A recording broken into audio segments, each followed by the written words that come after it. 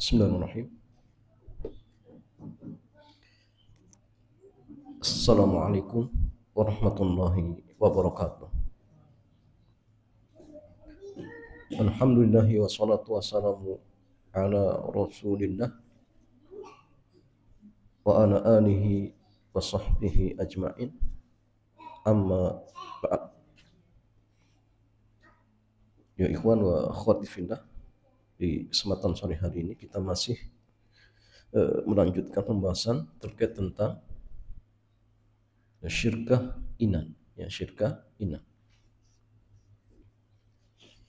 Dan sudah kita jelaskan beberapa poin terkait tentang syirkah ini.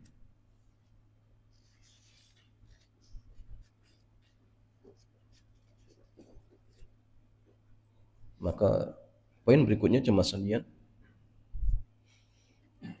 bahwa modal tidak harus sama.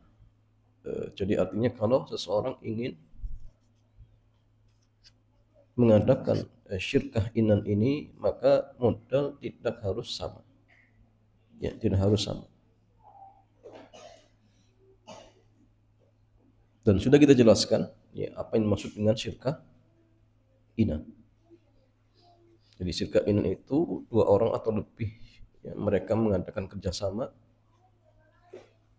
kemudian masing-masing memberikan modal dan mereka juga ikut bekerja bersama.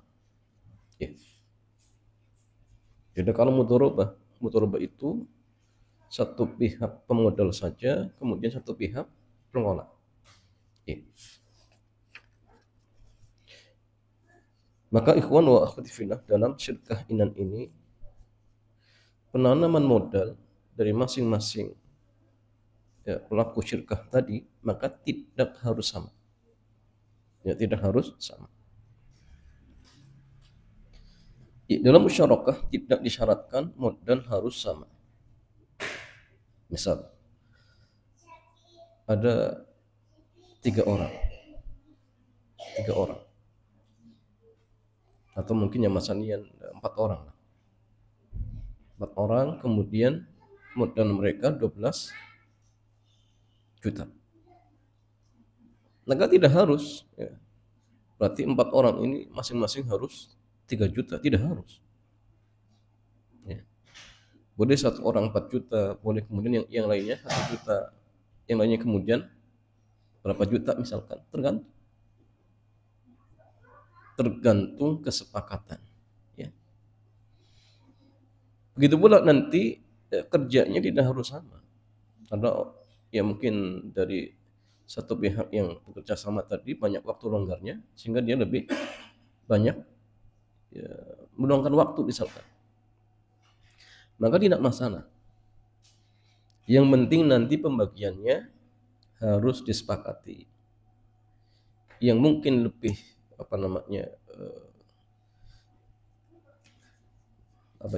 meluangkan waktu lebih banyak, mungkin bagiannya lebih besar. Tidak mungkin yang sebagiannya hanya sekedar modal, atau mungkin dia modal tapi sepekan sekali pas hari libur dia baru ikut bekerja misalkan. Ya, maka tidak harus sama. Ya. Keuntungan nanti harus disepakati.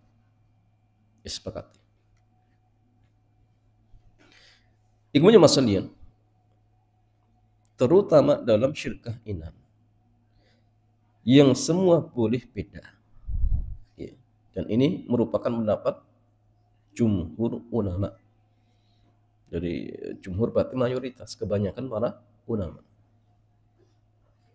Kalau misalkan jumhur dari al-a'immatul arba'ah, imam yang 4, berarti kalau 3 sudah sepakat, ini jumhur. Ternyata Imam Malik beda misalkan, itu sudah jumhur. Tinggal nanti ini jumhur istilahnya siapa dulu, seperti itu. Ketika membahas musyarakah, Al-Imam Ibnu Qudamah mengatakan, wala yushtaratu tasawil madaini fil qadri, wa bihi qala al-Hasanu wasy'abi wan Nakhai wasyafi'i. wa ishab wa ashabur ra'yi wa qala ba'du ashabi syafi'i yustaratu dzalika. Jadi kata beliau, tidak disyaratkan adanya kesamaan nilai modal, tidak harus. Ya, di dalam apa musyarakah.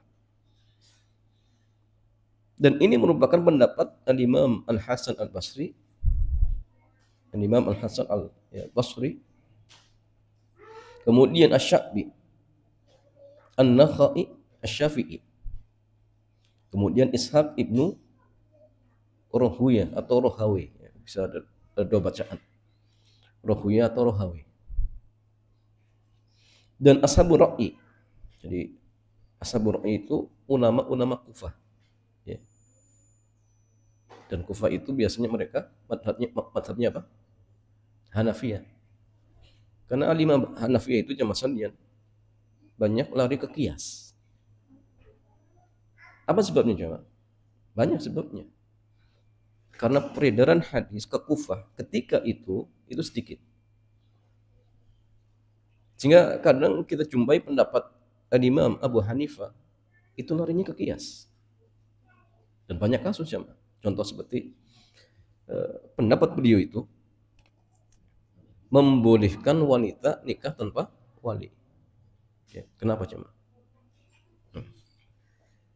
Hujjah beliau kias. Apa kiasnya?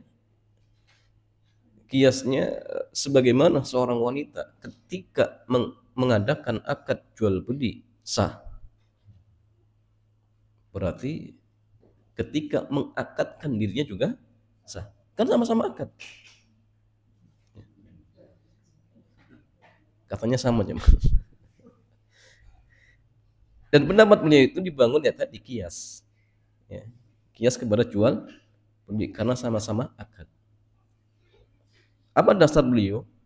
Ya, dasar beliau ya karena hadis-hadis tentang wali tidak sampai. Ya, padahal yang jumhur mengatakan tidak sah. Kenapa? Karena memang ada hadisnya. Di antaranya hadis yang mengatakan la nikah illa bi waliyin. Tidak sah nikah tanpa wali. Ini pertama. Yang kedua, hadis Nabi ayyumam ra'atin nakahat bi ghairi idni waliyiha fanikahuha batilun batilun. Siapa saja seorang wanita nikah tanpa wali, maka nikahnya batil. Hadis yang lebih tegas lagi. Innamaz zaniyatu tunkihu nafsaha. Hanya saja pezina yang menikahkan dirinya sendiri. Ketemu di pasar, ayo nikah, masuk kamar. Itu pezina aja masalahnya. Nikah itu harus dengan wali. Tapi ya tadi ya, sebabnya beliau lari ke kias karena hadis-hadis tadi belum sampai. Maka sikap penuntut ilmu ketika ada seorang ulama, misalkan pendapatnya menyelisih dalil, sikap kita bagaimana cuma? Ikut pendapat beliau dengan hujah, oh yang penting ada yang mengatakan. Jawabannya bukan seperti itu. Sikap kita harus ikut dalil. Harus sama. Bahkan ucapan Imam Malik, Imam Darul Hijrah, belum tanhid. Kullun yurad wa yukhad min qawlihi illa sahibu hadzal qabr.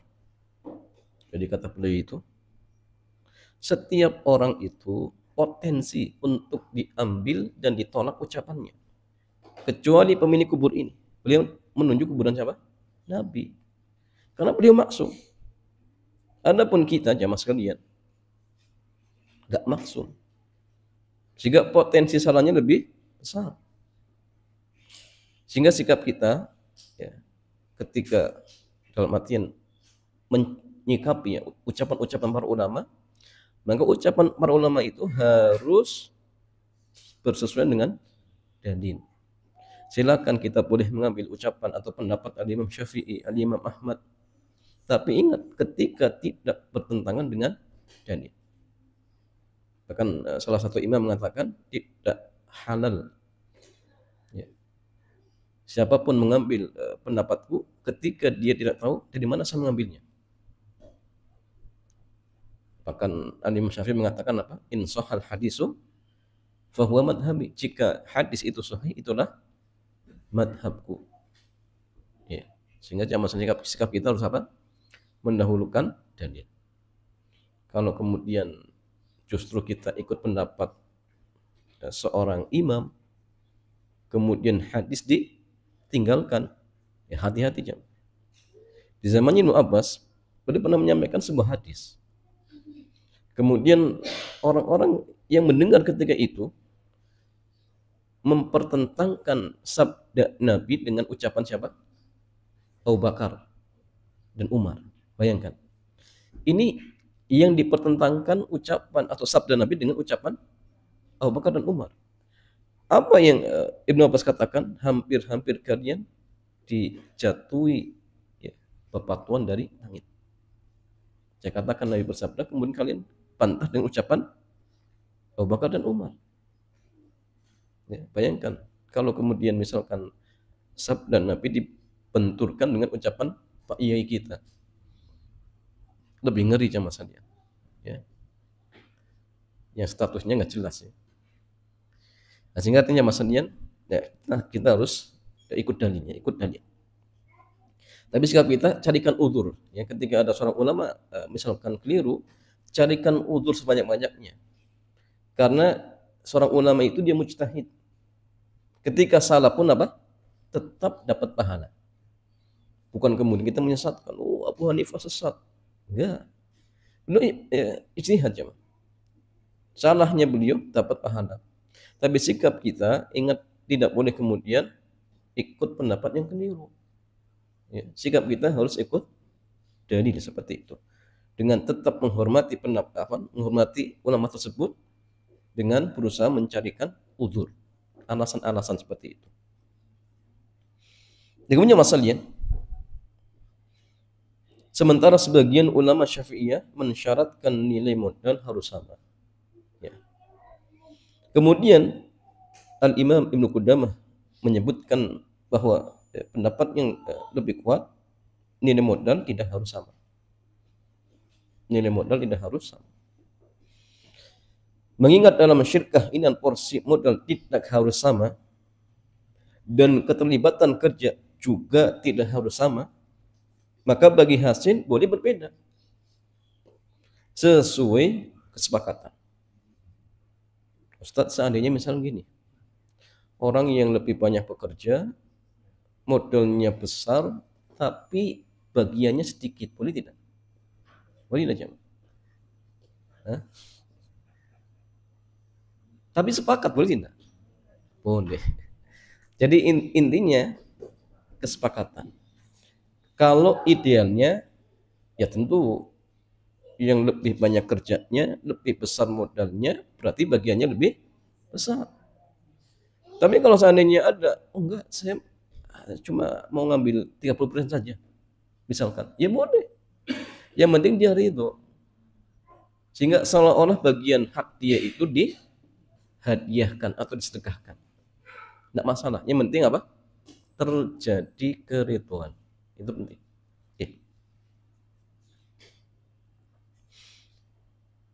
Kita menyarankan ya kedepankan sikap saling pengertian agar tidak menimbulkan sengketa di belakang. Ini paling penting. Pokoknya gini, kalau kita ingin melakukan akad kerjasama, di awal harus jelas. Jangan samar-samar jemaah. Ini yang kadang jemaah menjadikan sebab sebagian orang setelah kerjasama jadi rusak hubungannya.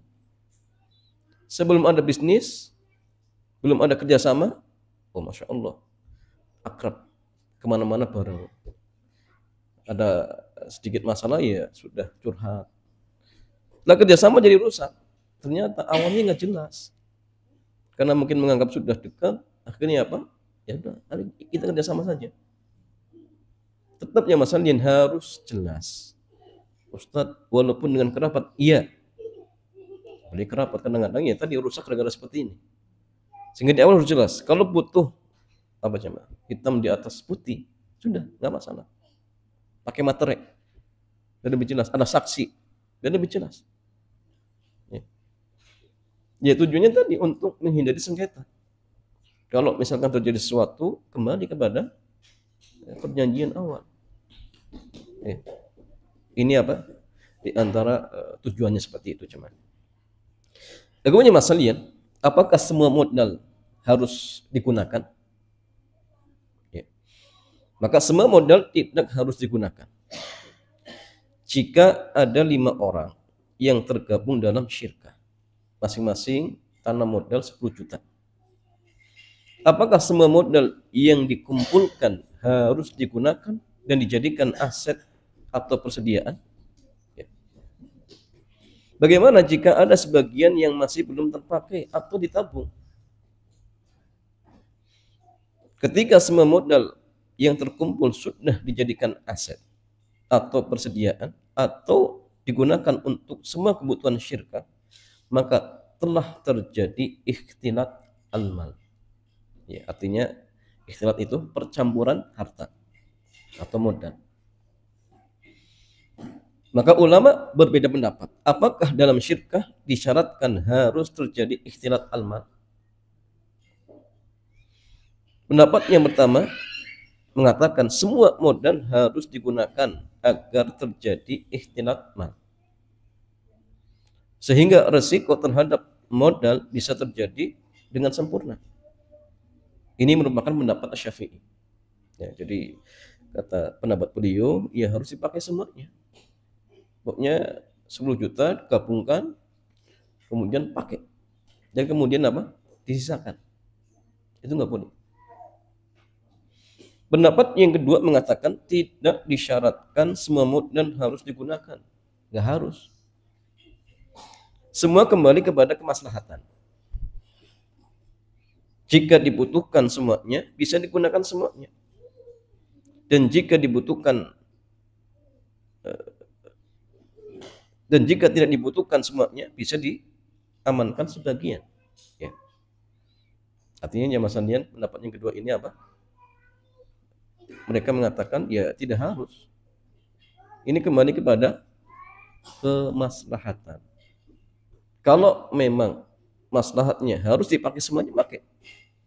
Kalau maslahatnya ternyata kita butuh untuk menggunakan hanya sebagian saja, ya sudah, sebagainya disimpan untuk cadangan, boleh, tidak masalah. Ya. Ini merupakan pendapat Abu Hanifah dan Al-Imam Malik. Ya, alasannya masalahnya karena ketika modal itu sudah terkumpul, maka sudah menjadi milik bersama. Jadi kalau misalkan ada 5 orang tadi ya, kemudian terkumpul modal 10 juta, ya, berarti masing-masing mungkin misal berapa? 2 juta. Sehingga ketika sudah dikumpulkan itu sudah otomatis bercampur. Jadi ketika misalkan mau dipakai 5 juta, ya secara otomatis itu harta mereka semuanya. Ya mungkin 1 juta, 1 juta, 1 juta, 1 juta seperti itu. Ya. Baik yang digunakan maupun yang belum digunakan, semua milik bersama. Semua milik bersama. Al-Imam Ibnu Qudamah mengatakan wala yustaratu ihtilatul malaini idza ayyanahu wa ahdarahuma. Ya. Wa bihadza qala Abu Hanifah wa Malik. Ya. Al-Imam Ibnu Qudamah mengatakan tidak disyaratkan terjadi ikhtilat al-mal. Ketika sudah ditentukan atau dihadirkan atau dikumpulkan, ini merupakan pendapat Al-Imam Malik dan Al-Imam Abu Hanifah. Jadi artinya tidak harus dicampur seperti itu. Kemudian beliau menyebutkan pendapat yang kedua. Wa qala Syafi'i la yasihhu hatta yahtalita al-malaini li'annahuma idza lam yukhlitahuma famalu kulli wahidin minhuma yatnafu minhu duna sahibihi aw yazidu lahu duna sahibihi falam tan'aqid asy-syirkah. Kama qala. Sementara Asy-Syafi'i mengatakan tidak sah musyarakah hingga terjadi istiqmal. Ya, artinya musyarakah itu tidak dianggap sah kecuali kalau harta itu sudah bercampur. Karena jika tidak terjadi ikhtilat, maka modal kembali kepada masing-masing anggota syirkah.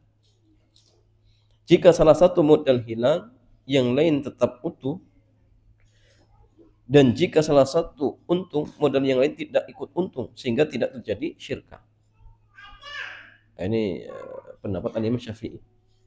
Karena konsekuensinya kalau tidak digunakan, berarti modal yang belum dipakai ya otomatis ketika terjadi keuntungan dia belum berhak, karena belum dipakai hartanya.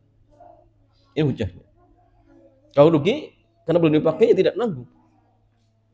Padahal yang masalahnya orang yang berhak mendapatkan bagi untung itu 3 macam.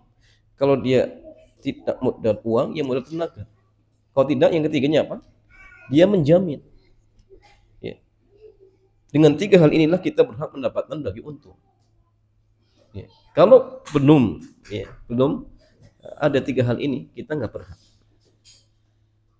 Makanya seperti jual beli apa? Jual beli barang yang belum diserah terimakan itu nggak boleh. Kenapa? Berarti dia ngambil untung dengan sesuatu yang belum ditanggung. Itu nggak boleh. Ya, tidak dibolehkan ya masalahnya. Ya. Kecuali kalau sudah sampai, silakan cari untung. Karena kalau sudah harta tersebut ataupun barang tersebut sampai, berarti tanggung jawab mutlak atau penuh pada apa? Penjual. Atau dalam artian penjual kedua seperti itu. Karena ketika masih di perjalanan, maka kalau terjadi kerusakan, siapa yang nanggungnya? Antum beli barang di lewat Shopee misal. Ternyata ketika dikirim oleh penjualnya di tengah perjalanan, truk yang mengantarkan barang kita kecelakaan. Barangnya hancur atau terbakar misal. Pertanyaannya ya Mas Handia, siapa yang nanggung? Pengirim. Pengirim atau penjual? Shopee atau penjual? Shopee itu pihak keberapa aja, Mas? Jadi gini, ada penjual, ada Shopee, ada pengirim, ada customer. Ada 4 ya. Tanggung jawab siapa? Dilihat ya Mas Adian. Kalau dalam artian tidak ada keteledoran, berarti tanggung jawab siapa? Penjual. Kalau ada keteledoran supirnya, berarti siapa tanggung jawab? Pengirim. Ya. Kalau yang teledor Shopee Pay-nya siapa tanggung jawab? Ya kalau Shopee Pay yang teledor di Shopee, baik seperti itu. Jadi lihat ya, siapa yang menjadi penyebab seperti itu. Ya masalah lihat dari kasus di atas, jika modal 5 orang masing-masing 10 juta sehingga total 50 juta, lalu yang terpakai 30 juta, di sana ada 2 sudut pandang. Yang pertama, modal yang terpakai senilai 30 juta hanya mewakili 3 orang sehingga modal sisanya dari 2 orang.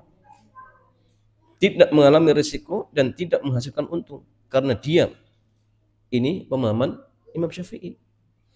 Jadi kalau ada 5 orang masing-masing 10 juta, terkumpul 50 juta, ternyata terpakai 30 juta, berarti ada modal 2 orang nggak terpakai.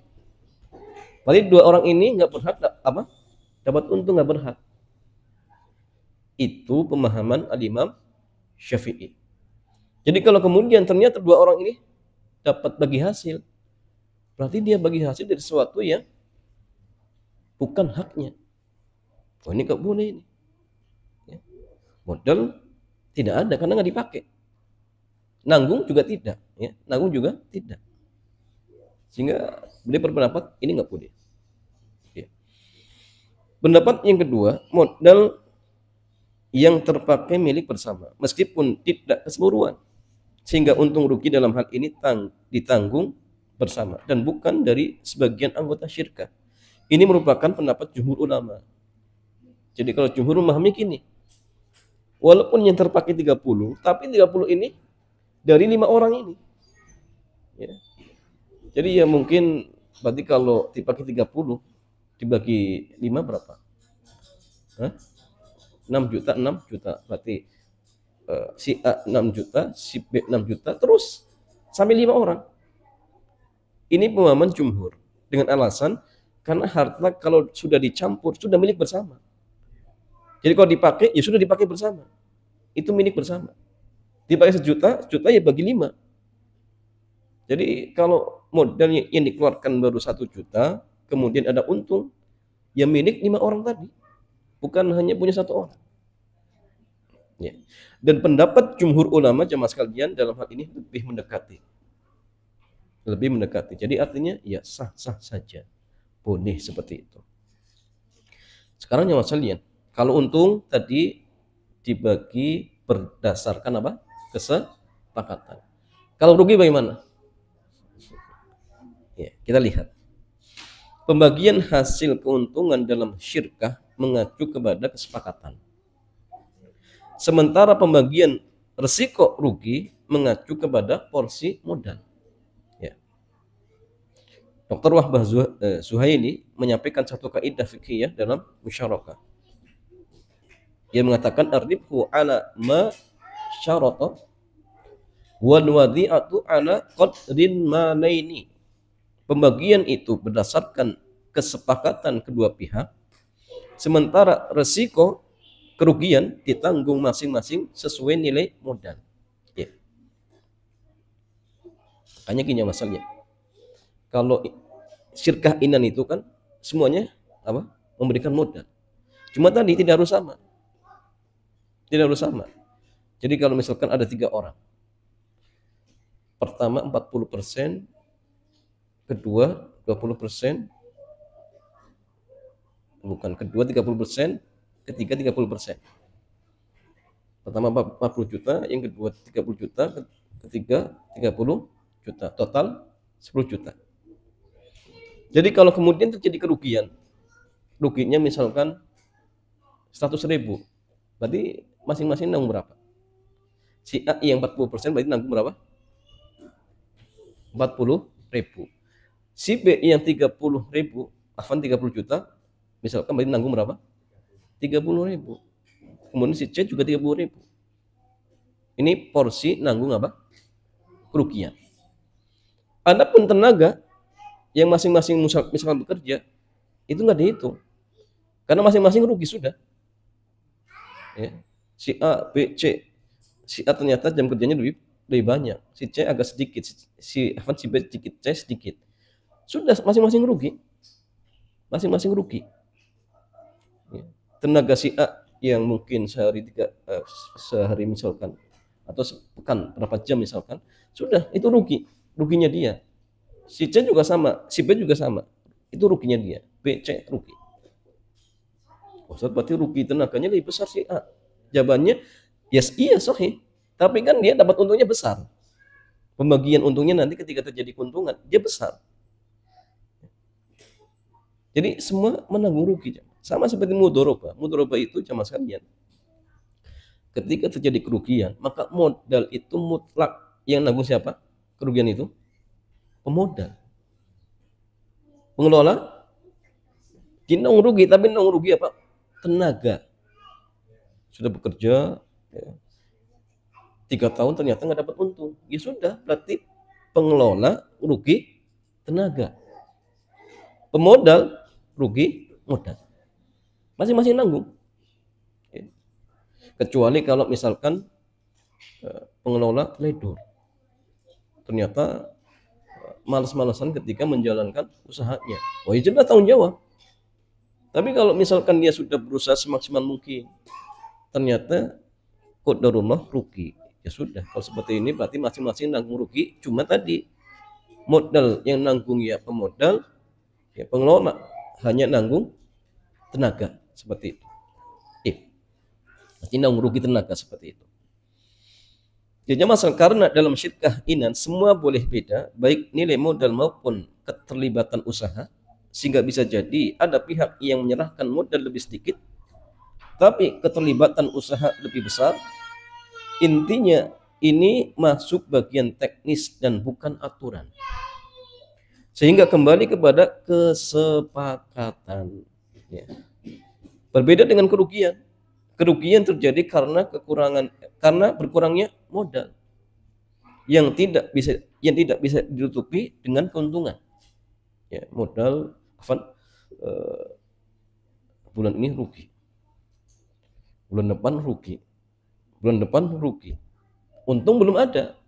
Ya sudah, kalau seperti itu ya apa namanya, yang nanggung sesuai dengan porsi modalnya masing-masing. Beda kalau misalkan bulan ini untung, bulan berikutnya untung, bulan ketiga rugi, tutup dari keuntungan. Maka tadi cuma fungsi keuntungan itu untuk menutup kerugian, sehingga jangan dibagi dulu. Ya. Misal antum ingin kerjasama, sepakati, Pak, nanti setiap 6 bulan kita hitung ya. Nanti kalau misalkan 6 bulan kita hitung, modal sudah kembali, kemudian ada keuntungan, kita bagi. Jadi untung di bulan pertama, kedua, ketiga, keempat, kelima itu untuk apa? Jaga-jaga. Ya, barangkali misalkan bulan kelima ada kerugian, tutup dari keuntungan itu. Ya. Karena kalau misalkan setiap bulan dibagi, misal bulan depannya rugi, tidak ada yang bisa nutupi. Berarti bulan kedua modal berkurang, bulan ketiga dapat untung. Ternyata untung ini hanya bisa nutupi modal awal, berarti nggak ada yang dibagi. Bulan berikutnya ternyata rugi lagi. Ya sudah, kalau kemudian berikutnya rugi, habis nanti. Nah, sehingga modal untung jangan dibagi langsung, tapi tunggu waktunya. Ya. Ini kalau bisa seperti itu. Ibunya masalin, ikhwan wa akhwati fillah. Berbeda dengan kerugian terjadi karena berkurangnya modal yang tidak bisa ditutupi dengan keuntungan. Sementara pengelola tidak menanggung risiko terhadap modal, karena itu kerugian dikembalikan kepada porsi modal. Sekarang jamaah sekalian, bagaimana manajemen syirkah? Dalam mengatur kerja anggota syirkah ada beberapa ketentuan yang perlu diperhatikan. Yang pertama, setiap anggota syirkah berhak mengelola syirkah dan melakukan transaksi apapun terhadap objek syirkah, baik dalam bentuk menjual, membeli, membayar, dan dengan kontan ataupun tempo, menerima barang, menyerahkan barang, dan seterusnya. Karena setiap anggota syirkah adalah wakil bagi yang lain. Jadi boleh, jangan dilarang. Yang kedua, setiap anggota syirkah yang turut terlibat dalam pengelolaan syirkah wajib mengedepankan asas maslahat bagi usaha syirkah. Anggota tidak berhak untuk mengelola usaha syirkah yang tidak menguntungkan bagi syirkah, apalagi membahayakan, seperti hibah atau memberikan piutang. Ya, termasuk kalau misalkan ada yang ngemis, minta-minta, jangan dikasih. Kecuali apa? Ada kesepakatan. Oh, nanti kalau ada yang minta-minta, kasih saja. Nggak boleh sepihak, cuma. Karena ngasih berarti babnya sedekah. Nah, sehingga harus ada kesepakatan seperti itu. Kecuali dari uang pribadi, nah masalah. Tapi kalau dari uang usaha, ya harus ada izin dari yang lain seperti itu. Kecuali bila ada izin dari anggota syirkah yang lain, karena setiap anggota syirkah mendapatkan amanah untuk mengelola dana yang lain, sehingga dia harus menjaga amanah tersebut. Yang ketiga, boleh menyerahkan pengelolaan usaha syirkah kepada sebagian anggota menurut kesepakatan para anggota. Dan selanjutnya anggota yang lain harus mengikuti apa yang telah mereka sepakati, yaitu tidak ada yang boleh ikut mengelola kecuali anggota yang sudah ditunjuk. Kalau sudah sepakat, oh nanti yang mengelola 3 orang. Mereka sepakat. Ya sudah, kalau seperti ini yang disepakati, berarti yang tidak ditunjuk jangan ikut campur. Kalau nggak setuju dari awal, sampaikan. Oh, kami nggak setuju. Ya sampaikan pendapatnya maunya seperti apa. Dan kemudian setelah sudah disetujui baru kemudian tidak 5. Ini kan masalah nanti jam. Ya. Agak pentingnya musyawarah di situ. Ya. Yang keempat jamaah sekalian, boleh mengangkat direktur atau karyawan syirkah selain dari anggota syirkah dengan upah yang ditentukan dan dimasukkan ke dalam biaya pengelolaan syirkah.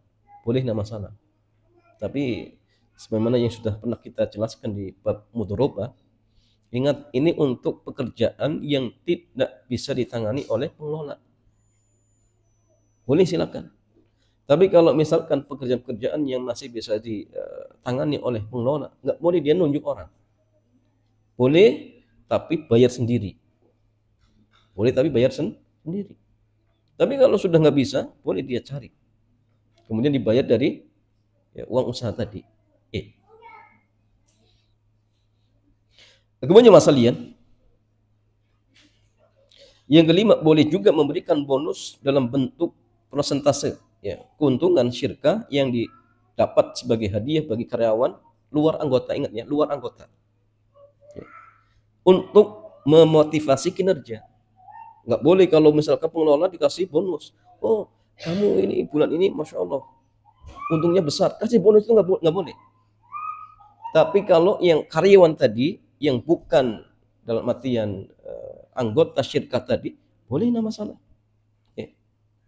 Bonus diberikan tanpa memotong gaji pokok. Gaji tetap, kemudian plus bonus. Yang keenam jamaah sekalian, anggota syirkah yang ikut bekerja tidak boleh diberikan gaji atau upah atas kerjanya. Nggak boleh. Akan tetapi labanya diambil dari tambahan persentase keuntungan ketika bagi hasil. Jadi gini, misalkan ada 3 orang tadi jamaah. Masing-masing modal misalkan 5 juta, kumpul 15 juta. Tapi satu orang dia yang lola.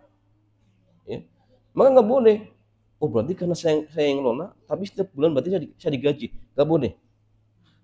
Dia nggak berhak digaji. Nggak berhak ngambil uang dari usaha tadi. Kecuali kalau niatnya utang. Dan itu pun harus izin dengan yang lain. Ustaz, berarti dia rugi? Enggak. Karena dia ikut, karena dia modal uang dan modal tenaga, berarti apa? Dia berhak bagi untungnya besar. Kalau misalkan 3 orang tadi, karena dia modal uang juga plus modal tenaga, ya sudah, kalau seperti itu berarti bagiannya misal dia 50%, yang 2 orang 25. Jadi dia dapat bayaran dari bagian persentase keuntungan. Bukan kemudian digaji tiap bulan. Kalau digaji tiap bulan, jelas ini zalim. Berarti dia nggak rugi. Tiap bulan dikasih gaji 1 juta jamaah. Padahal dia pengelola. Nah, ini nggak boleh jamaah. Dan ternyata sebagian kita banyak seperti ini. Dia pengelola tapi digaji. Plus tiap bulan kalau ada untung minta bagi untung. Nah, ini gimana? Banyak yang katanya sudah belajar fikih muamalah, ternyata prakteknya masih keliru. Makanya penting untuk tanya dulu sebelum menjalani usaha. Itu penting. Jamaah sekalian, kemudian jika akad syirkah batal bagaimana? Kita lihat. Jika akad musyarakah batal karena tidak memenuhi aturan, sementara syirkah sudah berjalan dan menghasilkan, maka keuntungan dibagi sesuai porsi modal. Misalkan ternyata dibatalkan, ya sudah, modalnya berapa, maka bagi untungnya sesuai dengan apa? Dengan modalnya masing-masing. Al-Imam Ibnu Qudamah mengatakan, wa mata waqa'ati syirkah fasidatan fa innahuma yaktasimani ar-ribha ala qadri ra'si amwalihima wa yarji kullu wahidin minhuma al-akhar bi ajri amalihi. Nassa alaihi Ahmad fil mudharabah wa ikhtarahu al-qadi wa huwa madhhabu Abi Hanifah wa Syafi'i. Ketika musyarakah batal, maka kedua pihak membagi keuntungan sesuai porsi modal. Dan masing-masing menjadikan itu sebagai upah hasil kerjanya. Demikian yang ditegaskan Imam Ahmad dalam Mudharabah dan yang dipilih oleh Al-Imam Qadhi Al-Qadhi dalam, dan ini pendapat Abu Hanifah dan Imam Syafi'i. Ya.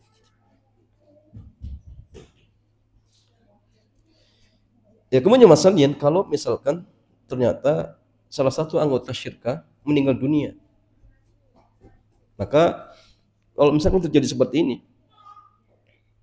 siapa yang berhak melanjutkannya? Pertama aja masalahnya, orang yang mendapatkan wasiat dari si mayit sebelum meninggal, maka dia lebih berhak. Misal ada A, B, C, masing-masing berwasiat, nanti kalau saya meninggal tolong ya, saya apa namanya, saya wasiatkan nanti yang lanjutin si A. Berarti dia lebih berhak. Dia lebih berhak seperti itu. Ya. Yang kedua aja masalah kalau ternyata tidak ada wasiat, maka ahli waris yang rasyid, yang sudah dewasa dalam mengelola harta, maka dia lebih berhak untuk melanjutkan. Seperti itu. Ya.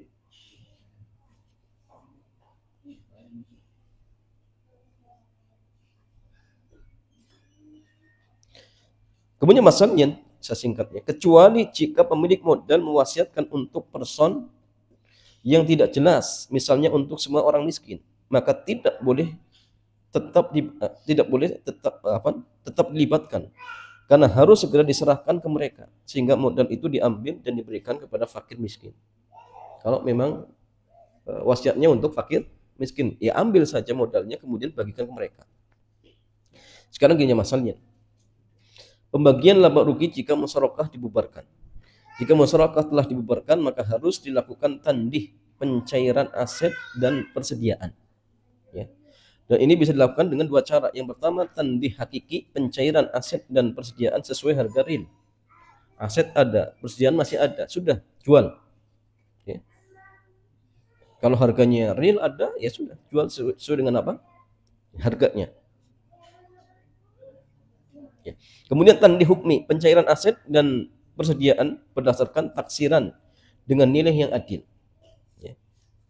Dan ini jamaah sekalian, cara ketika misalkan dalam artian bubar tapi masih ada aset, ada persediaan. Nah, kalau misalkan bisa dijual secara apa namanya hakiki, maka jual sesuai dengan harga yang real. Kalau tidak ya sudah taksir saja, tapi dengan cara yang adil. Nah, setelah semua cair, maka silakan ya dibagi apa namanya berdasarkan tadi. Kalau rugi ya sudah, berarti bagi kerugian sesuai dengan apa modal masing-masing. Ya. Kalau ada untung ya sudah, modal kembalikan, untung nanti dibagi sesuai dengan kesepakatan. Nah, tentu tadi ya setelah persediaan dijual, aset juga dijual seperti itu. Ya. Setelah terkumpul atau setelah diuangkan, maka silakan dibagi bersama seperti itu. Wallahu ta'ala a'lam bishawab. Demikian ya Mas Alian, ini penjelasan singkat terkait tentang syirkah inat. Ya, mudah-mudahan bisa menjadi gambaran ya ketika antum ingin melakukan syirkah ini agar jangan sampai keliru ya. Ya. Biar usaha kita diberkahi oleh Allah Subhanahu wa taala. Ya, demikian jamaah sekalian. Sebelum ditutup seperti biasa kita buka tanya jawab. Dipersilahkan. Baik, kita memasuki sesi tanya jawab. Karena ada pertanyaan tersisa dari pertemuan yang lalu, kita bacakan dulu. Assalamualaikum warahmatullahi wabarakatuh. Izin bertanya Ustaz, apabila kita punya kartu semacam kartu belanja, kartu yang terlibat oleh toko, kalau di sini mungkin contohnya kartu dari toko sepatu Virgo, dan nanti yang mau membeli itu sepatu bawa kartu tersebut nanti bisa membayar secara kredit 3 kali dan jadi yang punya kartu ini dapat persen dari toko Virgo. Jadi toko itu memberikan kartu belanja. Siapa pemegang kartu itu bisa mencicil tiga kali, mencicil pembayarannya 3 kali. Terus kartu itu bisa dialihkan ke orang, dipinjamkan ke orang lain. Nanti yang bawa tadi bisa dapat apa namanya, kredit 3 kali, pencicilan 3 kali, kesempatan cicil 3 kali, dan yang punya kartu itu dapat persen dari ini, dari pemilik tokonya. Apakah Jadi, seperti ini nah, diperbolehkan? intinya dia dapat untung dengan punya kartu itu. Ya. Ya. Maka tanya anak zaman sekalian, ketika dia buat kartu tadi, apakah gratis atau berbayar? Itu paling penting. Kalau kartu itu gratis, maka sepakat dipulihkan. Oh, tapi kan ada tadi apa namanya persentase. Boleh mencicil 3 kali. Ini kan keuntungan. Jawabannya keuntungan tadi dianggap hadiah. Dan hadiah itu boleh, tidak masalah. Sedangkan tidak terlarang. Tapi kalau misalkan kartu itu berbayar, kalau misalkan kita ingin punya kartu tadi harus membayar dengan sejumlah nominal. Maka dilihat sejumlah nominal ini apakah real untuk mengganti kertas, biaya tinta misalkan. Kalau biaya ini real untuk beli kartunya, karena ada kertasnya, ada tintanya, mungkin capek ngetiknya, ya, dihargai 10.000 dan itu real, maka ini juga boleh. Tapi kalau misalkan ternyata beda-beda, kalau ingin dapat yang agak fasilitasnya bagus, nanti bayar kartunya 100.000. Lebih bagus lagi 200.000. Oh jelas ini berarti ada harga. Ya. Jadi bayar kartu itu bukan untuk mengganti tinta tadi. Kalau seperti ini berarti kalau kemudian ya setelah dia belanja nanti ada potongan, ya. Berarti potongan ini apa jamaah sekalian? Apa jamaah? Riba itu tidak. Dia modal 100 juta, modal 100.000 misalkan, berharap dapat potongan tadi. Potongan ini jelas tidak? Enggak jelas. Jadi artinya dia beli 100.000 berharap dapat potongan, dan ini potongannya nggak jelas. Kalau misalkan ternyata dia tidak menggunakan kartu tersebut, berarti dia rugi. Kalau kemudian ternyata dia menggunakan setiap bulan, berarti yang rugi siapa? Yang punya toko. Ya. Maka di sini jemaah tidak diperbolehkan. Ya, kenapa? Karena ada ketidakjelasan, tukar menukar uang tetapi tidak jelas. Berapa sih yang akan didapatkan? Apakah 100.000 atau kurang dari itu atau bahkan lebih? Nah, sehingga dilihat nanti kartunya apakah gratis atau tidak. Kalau bayar pun dilihat bayarnya ini untuk apa.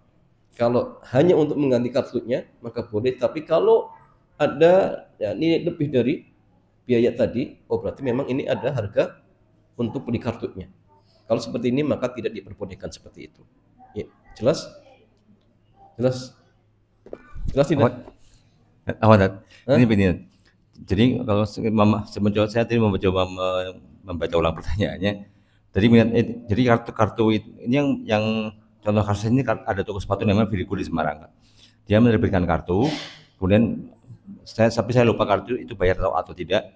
Lalu pemilik kartu ini bisa meminjamkan kartu ini ke orang lain untuk beli sepatu di toko itu, dan nanti pemilik kartu ini bisa dapat persen. Ya sama saja. Persen dari ini intinya kepada kartu itu gratis atau bayar itu saja. Nanti perkara kemudian boleh dipinjamkan ke orang itu kembali kepada pertama kartu itu didapatkan beli atau tidak, itu saja. Intinya ke situ. Berkala fasilitas itu nanti turunan dari kartu itu, seperti itu. Wallahu ta'ala a'lam. Mudah-mudahan bisa dipahami. Pertanyaan berikutnya, Ustaz, jika kita order ojol di masjid yang ada pagarnya, ada pagarnya, dan kami order beli nasi ada. Jika kita order melalui ojol, di masjid yang ada pagarnya dan kami ordernya di kamar mandi masjid. Apakah boleh diperbolehkan, Tad? Ordernya di lapangan masjid yang ada pagarnya. Di kamar mandi masjidnya?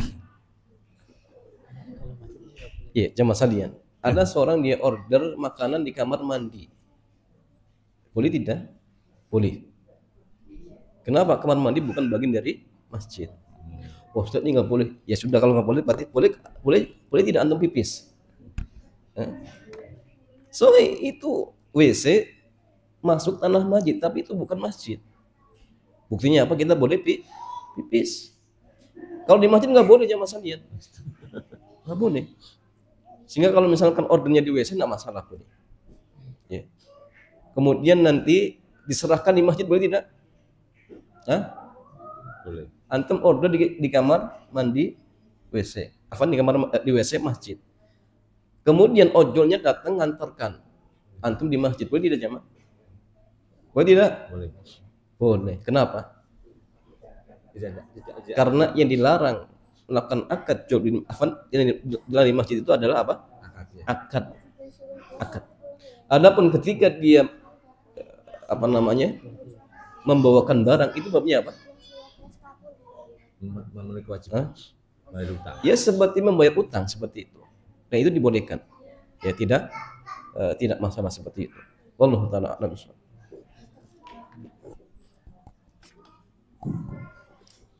Dari Ikhwan ada yang mau tanya?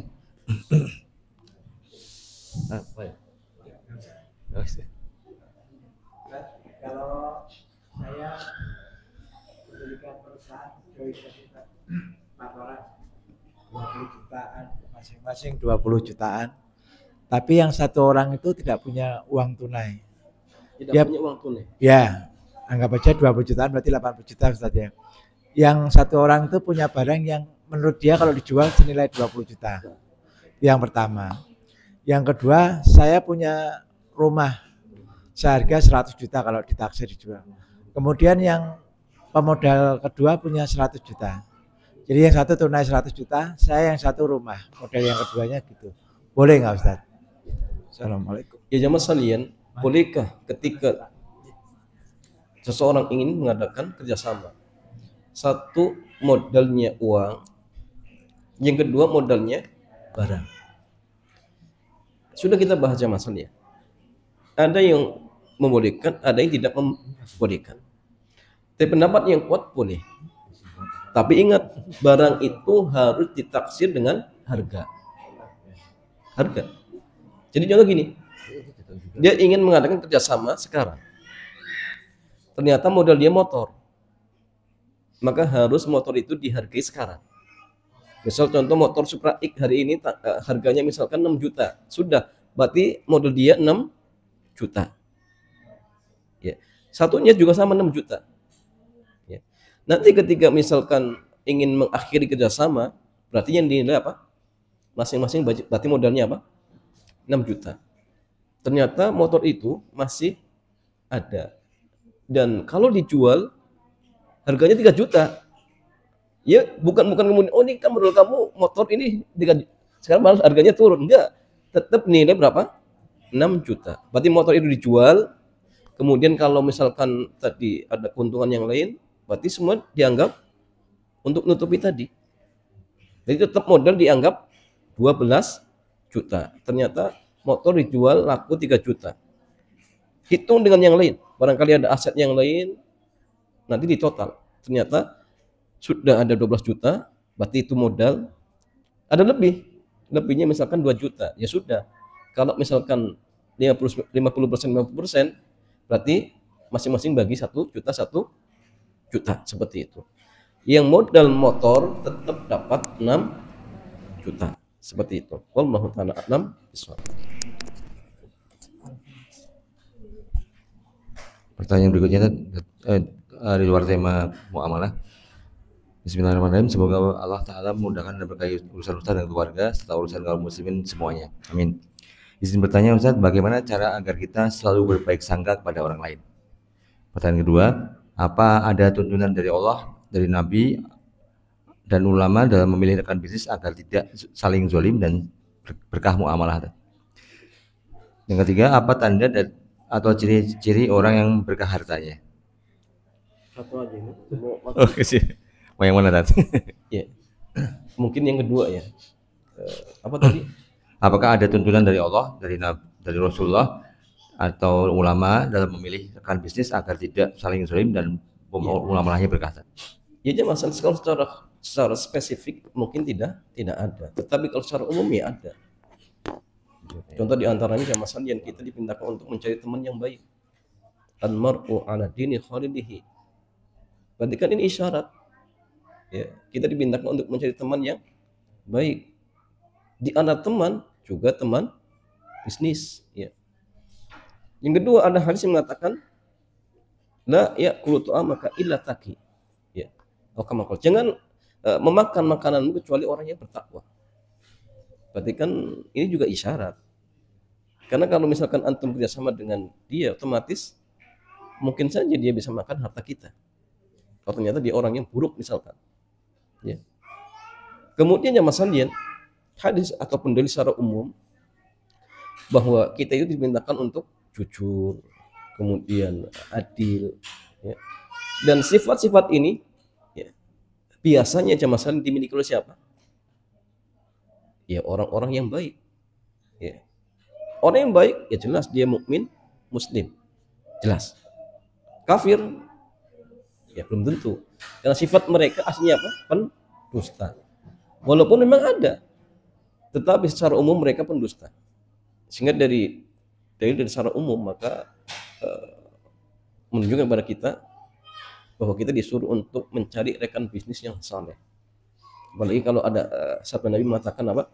Sebaik-baik harta itu harta yang berada di tangan orang yang saleh. Kalau kita bersama dengan mereka, ya tadi secara otomatis uang kita akan dipakai untuk hal-hal yang buruk. Walaupun sekali lagi jamaah sekalian boleh kerjasama dengan mereka. Buktinya apa? Nabi pernah bekerja sama dengan orang-orang non Muslim atau Yahudi. Tapi itu pun ada syaratnya. Kita harus selalu mengontrol, ya, mengawasi. Ya. Jangan sampai kemudian melakukan transaksi yang diharamkan seperti itu. Ya boleh, tapi tadi ada syaratnya. Nah, sehingga lebih selamatnya cari yang saleh seperti itu. Wallahu ta'ala a'lam bishawab. Demikian jemaah sekalian, mudah-mudahan kajian di kesempatan sore hari ini bermanfaat. Kita cukupkan. Subhanakallahumma bihamdik, asyhadu an la ilaha illa anta astaghfiruka wa atubu ilaik. Assalamualaikum warahmatullahi wabarakatuh.